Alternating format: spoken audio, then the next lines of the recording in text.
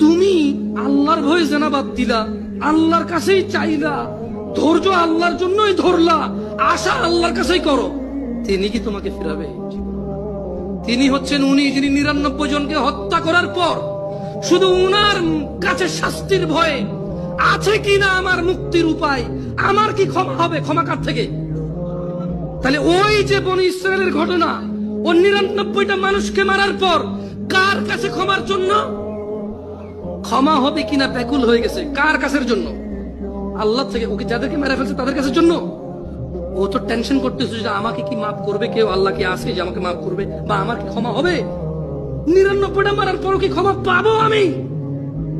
আল্লাহ কি ওর জন্য জমিনকে কাছে করে দেয় নাই? এই মাটি তুমি এক চুল নাড়তে পারবা?